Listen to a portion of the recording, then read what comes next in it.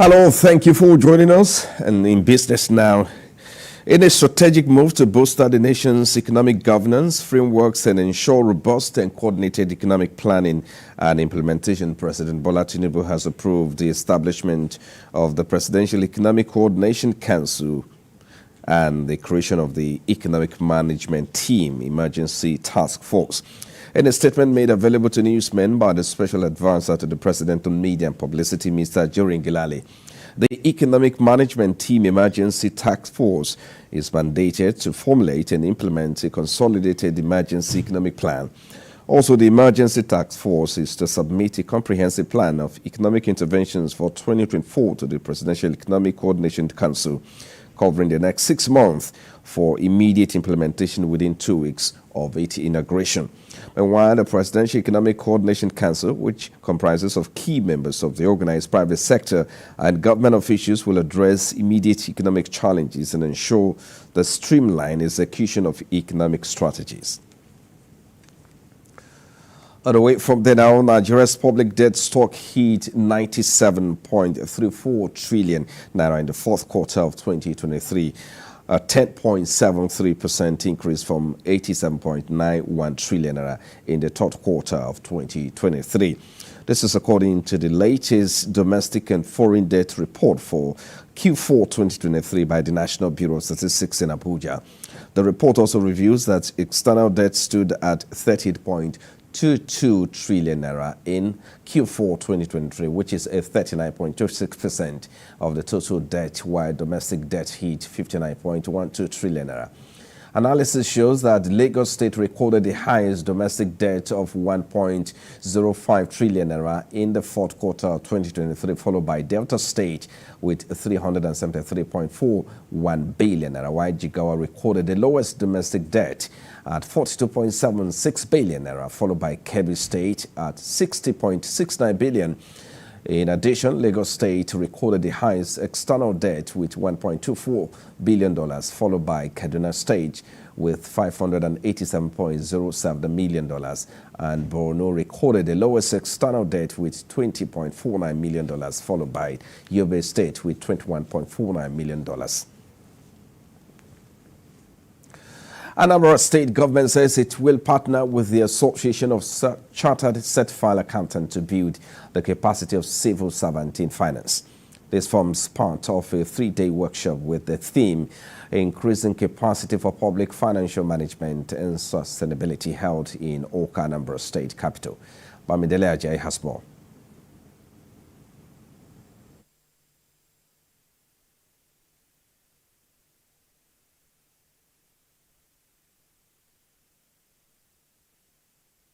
Civil service are often regarded as the engine room of any government administration.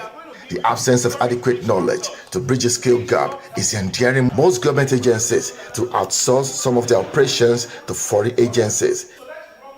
At this 3-day workshop in Awka, which is aimed to achieving professionalism in the state civil service, the Anambra State Secretary to the state government rolls out the benefits of retraining of public servants.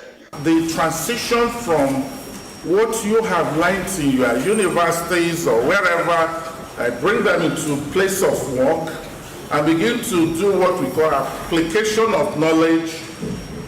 It's very important. Many of you have not made that transition.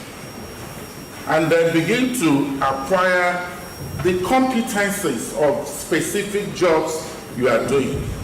The country head of ACCA speaks on the essence of the capacity building training. Goal and objective is to equip public sector officers with skills required to deliver the objective of government so that citizens can enjoy the impact of good governance. The participants are expected to work as world-class professionals in the course of delivering their job. What we intend to achieve with this 3-day workshop is to help the civil service in Anambra State to build capacity and competencies in the areas of public finance management.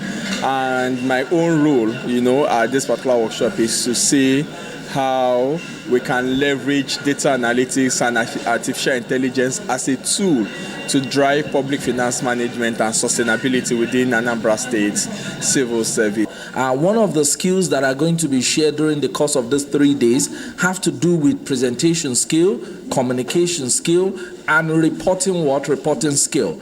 With these skills, people will be able to share knowledge better and be able to communicate among themselves much more better. This is one of ACCA's offer to the state to actually to commence the partnership. So there is a threefold partnership drive, which is the short term, the medium, and the long term. This is a short term effort, and this is actually improving the capacity of the public servants in the state. The 3-day workshop is expected to train about 150 civil servants in Anambra State, drawn from different ministries, departments, and agencies on data analytics, presentation skill, report writing skill, ChatGPT AI analytics, public financial management, and sustainability. Bamidele Ajayi, TVC News Oka. On our side, Nigeria now, yen fell near its weakest in decades earlier today, though the threats of intervention from Japanese authorities prevented traders from pushing the currency to a new low, while Asian stocks rose ahead of a key U.S. inflation report. The sliding yen has been an advantage for Japanese Nikkei, which is about 3% for the month thus far. Chinese stocks also reversed losses from the previous day, buoyed by a firmer yuan and expectations that Beijing will take more aggressive measures to stimulate the economy. The blue chips CSI 300 index and Shanghai Composite Index rose by 0.9%, while Hong Kong Hang Seng Index gained 1.45%. MSCI's Broadex Index of Asia Pacific shares outside Japan is up 0.6%. S&P 500 futures and Nasdaq futures were trading little changed, while Eurostoxx 50 futures added 0.32% and FTSE futures gained 0.46%.